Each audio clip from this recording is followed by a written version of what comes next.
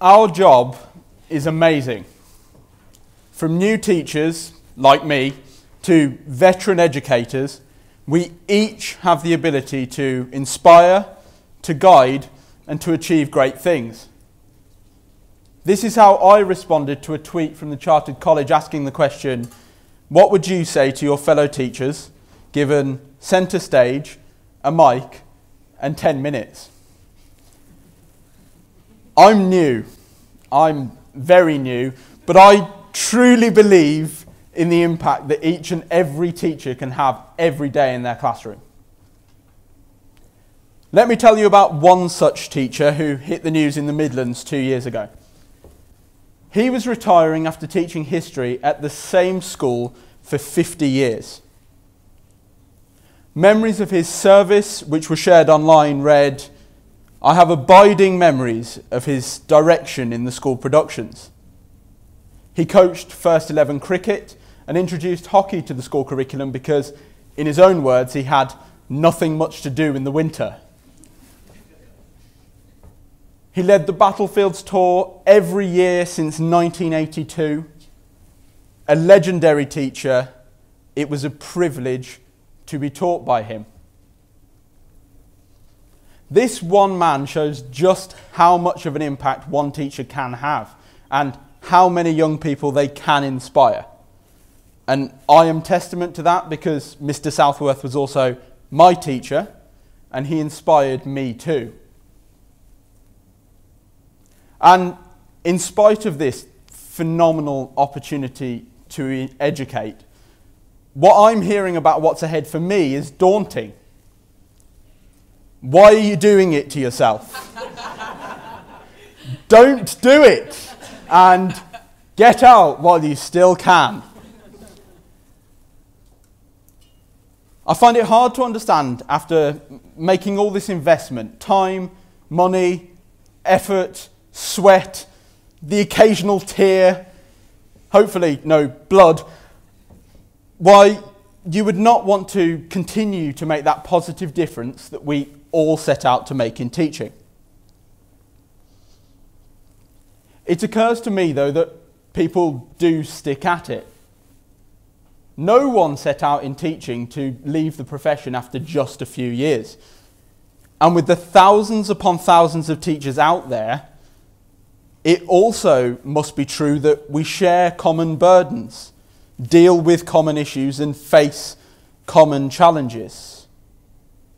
There cannot be too many of these that we must face completely alone, that are brand new or unique to us.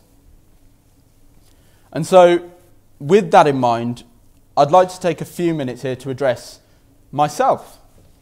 Well, my future self, anyway, in the hope that he keeps at it with these few pointers to help him keep his chin up and remember always the reason he set out in teaching. Dear future teacher self, it's your NQT year. Congratulations on finishing your degree and claiming QTS. Many of the teachers I've spoken to say that their NQT year was the hardest they had to face. You've probably already had some highlights and faced some real challenges. You're probably feeling under scrutiny with those observations and all that paperwork on top of the marking and the planning. But hey, that's what you signed up for. Remember though, you don't have to go it alone. Lean on your mentor. They're there to support you, not to catch you out. And don't be afraid of the staff room either. It's important for you to learn from those teachers who've been working hard at the chalk face for years. You may be full of bright ideas, but they've been doing this a long, long time. And they have ideas too, and they are all about giving children the best educational opportunities possible. I read a blog post from a teacher recently who when she first joined the profession, initially dismissed the approach of a more experienced colleague. She offered the best possible advice to a newly qualified teacher.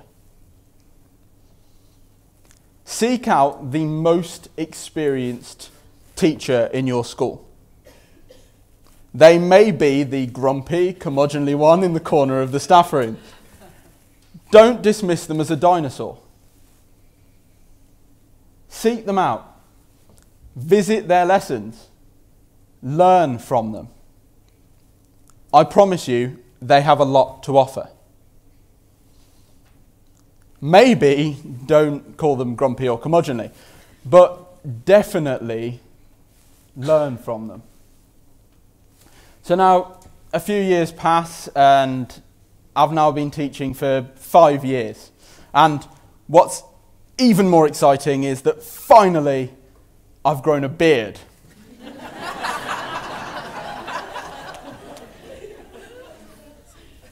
Dear future teacher self, you've been teaching for 5 years now.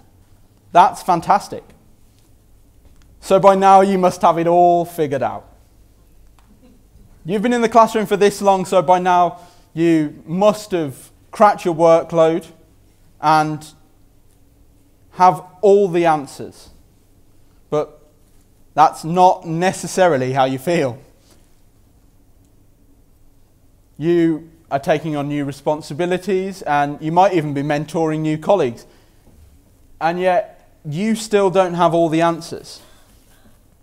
But that's okay. Being a teacher is as much about continuous professional development and learning as you go. After all, every day is a school day. A few more years pass, and I've now been teaching for 10 years. And unfortunately, it's becoming increasingly clear that I've got my dad's genes when it comes to hair loss. Dear future teacher self, you've been teaching for 10 years now. Wow. You're mentoring new teachers and taking on leadership roles. Other teachers are coming to you for advice and you're giving them feedback. So all of your lessons must therefore be perfect. Of course they're not. It's fantastic that you're able to share your experience and your knowledge with these new teachers to help them to grow and develop. But remember, you don't always have to have the answer. You can learn from them too. They offer new outlooks, new approaches and new ideas. They might even be able to give you a tip to help you get through to that one lad who still isn't putting his apostrophes in the right place, even after you've gone over it a dozen times. So ask a colleague for advice and remember, you don't always have to have the solution. A while longer passes and I've now been teaching for, say, 20 years. And what's more, hair transplants have come on leaps and bounds.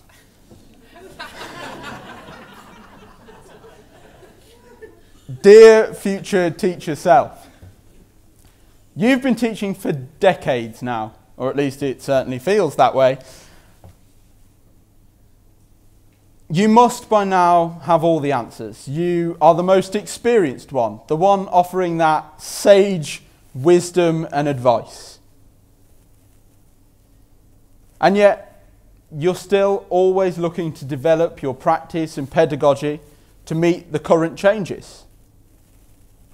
There's still this expectation that you're the one with the answers from all your years of experience. And there's a common trend here. We are all at every stage worried in some way about perception. As an NQT, I'll be worried about being under scrutiny and not quite having a handle on it. After a few years, I'll feel I'm expected to know it all, and yet I still haven't got the answers. After 10 years, I may be taking on leadership roles, and I maybe mentoring new teachers. And yet, I don't always know the best way forward. As a veteran teacher, I'm expected to be the one with that sage wisdom and advice, and yet I'm still looking to the newbies to help share their new practice and ideas with me. And that's all okay. We all, at different stages through our careers, face common challenges. We know we're never ever going to get it perfectly right.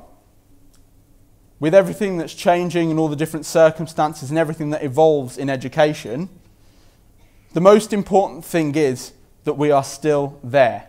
We know we have to be there for the young people we teach every day. So, looking forward, it's important that teachers from a range of backgrounds with different approaches, different experience, different ideas come together. So the challenge I would like to set you is this. Go back to your schools and seek out a colleague that you think you can learn from. If you're an experienced teacher, talk to an NQT. If you're a trainee, seek out the most experienced teacher in the school. Find someone with a different skill set, different background, different experience, a different idea to yours, and build a relationship with them to learn and grow your practice together. Building relationships in the staff room can be tough. I often find it difficult to relate to teachers who've been teaching for a lot longer than I have.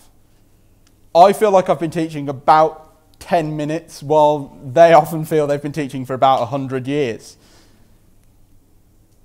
But if we can see past these perceptions and instead look to what we can offer one another, then I truly believe that we can support one another to become the best possible educators and role models for the children we teach. Thank you.